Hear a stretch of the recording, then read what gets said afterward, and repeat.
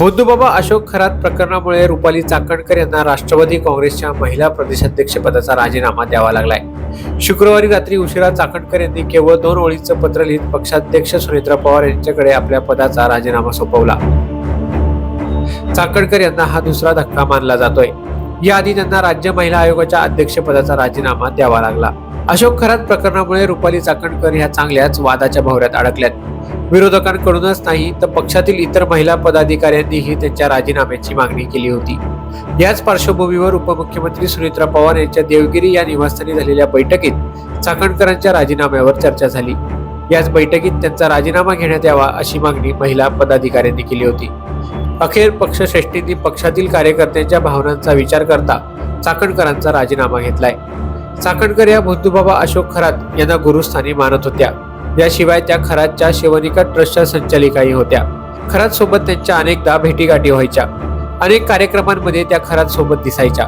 खरात सोबत त्यांचे काही फोटोज आणि व्हिडिओज देखील आहेत। या जवळीकतेमुळे चाकणकर या देखील खरातांच्या दुष्कृत्यांमध्ये अप्रत्यक्षरित्या सहभागी असल्याचा संशय आहे। सध्या एसआयटी कडून या संपूर्ण प्रकरणाची चौकशी सुरू आहे। या चौकशीतून रोज नवनवे खुलासे होत आहेत। त्याचवेळी विरोधकांकडून चाकणकर यांना लक्ष्य केलं जात आहे। महिला आयोगाच्या अध्यक्षपदाचा गैरफायदा घेऊन चाकणकरांनी खरातला अभय दिल्याचा आरोपही केला जातोय। त्यामुळे चाकणकरांवर राजीनामा देण्याची नामुष्की ओढावली आहे। चाकणकरांनी केवळ 2 ओळीचं पत्र लिहित राजीनामा दिलाय।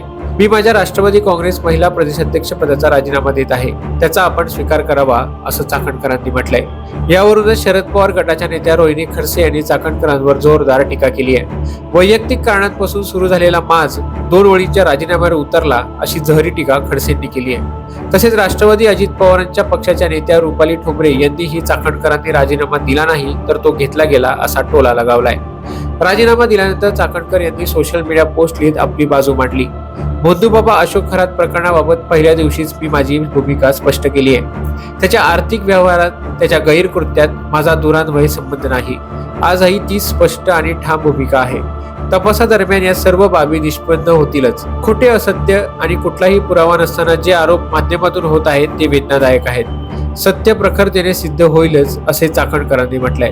त्यामुळे आरोपांच्या आणि संशयाच्या फेऱ्यात अडकलेले चाकणकर फेरा तोडून बाहेर येणार की अधिकच गुंतत जाणार हे पाहणं महत्त्वाचं असणार आहे। तुर्तास इतकंच। याबद्दल तुम्हाला काय वाटतं हे आम्हाला कमेंट करून नक्की सांगा आणि माय महानगर लाईव्हला सबस्क्राईब करायला विसरू नका।